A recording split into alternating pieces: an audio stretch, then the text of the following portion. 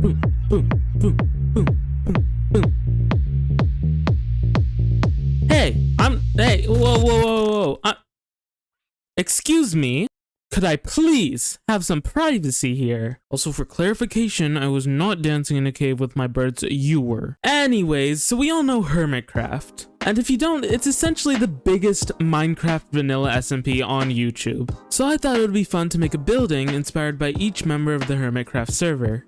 So let's hop right into it. So we're starting with the good old Cubfan 135, and you might be wondering, hey Wind, this is not Minecraft. And you're right, this is not Minecraft, this is a digital art program called Krita. And I'm here because I had no clue what I wanted to build. Well, that's a lie. I had some idea. I had originally jotted down some notes after reviewing through a lot of Cubfan's builds, but I didn't really know how I wanted it to look. I noticed he builds a lot of custom biomes and labyrinths, and I wanted to incorporate those kind of elements into the build, but I didn't know how. I didn't know how I wanted it to look.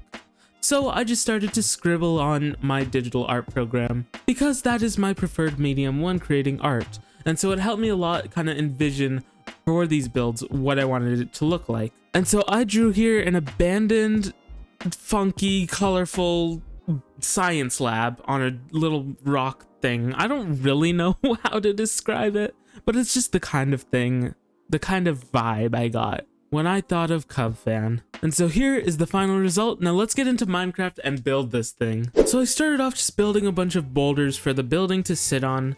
It was pretty easy, especially while using the Axiom mod. It made it a lot faster. Great mod, 10 out of 10. Now, you may notice a lot of lighting glitches here. I think that's a bug with the flashback mod. Hopefully that doesn't happen again. But either way, I'm really happy with how the rocks turned out. Now onto the building. I started off by just making each shape and texturing it. And I used a lot of blocks and tried to make it look old, kind of abandoned and weathered, and I really liked how it turned out. Next, I built up the smoke that you might have seen in the drawing. And to my knowledge, this is really my first experience with glasswork, and I'm actually really happy with it. So now everyone go in the comments and tell me how good I am. I'm just kidding. But I am actually really proud of this, and I think it turned out great. Next, I worked on the hardest part of this entire thing.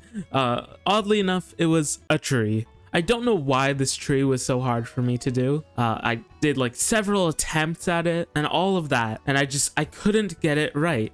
Eventually I settled on like a super detailed version, essentially the first version I built, and just kind of moved on. So please let me know what you think, because I was very unsure about this tree. But anyways, I moved on to the details. And these, as usual, brought the whole build together. I had a really fun doing it, especially because an abandoned laboratory is not something I've really done before. And so it was fun to include a bunch of different like gizmos and gadgets that I don't usually do on a regular build. But with that, the build was done and it was time to move it onto the rocks. All I did here was some pretty basic terraforming, just kind of blending it in to the rocks and adding a bit of wildlife. But with that, that was it for the Cubfan build. And here is the final build.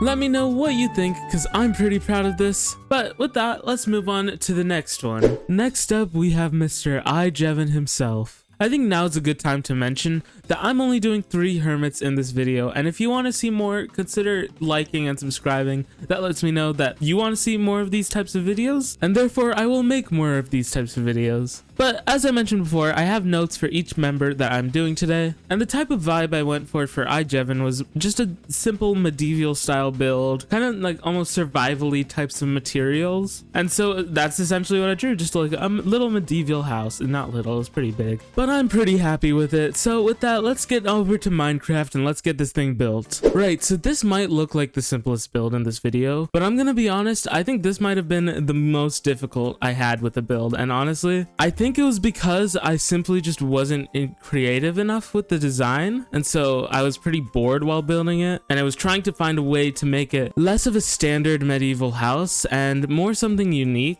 In hindsight, I wish I would have went with more of a gothic style, because I don't get to build that very often, and I think it's one of my favorite styles. The main thing I had struggles with this is I could not figure out how I wanted to do the top layer in terms of color and texture. Eventually, after many tries, and I mean many tries, I decided to just kind of leave it flat and have the details carry it because I could not figure it out for the life of me. Now, I had a lot of fun doing the shape of the roof. I really enjoyed the way it like curves outward, but I feel like I could have detailed it a bit more. As I've noticed within a lot of Ijevin's builds, the roofs are probably the most detailed piece, and they're just really beautiful to look at. I wanted to try and capture that in this. I feel like there could have been more, maybe like adding a chimney, some dormer windows would have been nice. But again, that's all in hindsight, and I'm still really happy with how it turned out. Now, doing the details on this was really fun. My builds are usually really small, as opposed to this here, where I had a lot of space to do windows, and these might be my favorite windows I have ever done. Again, I just love the way that details bring a build together. It's very fun to see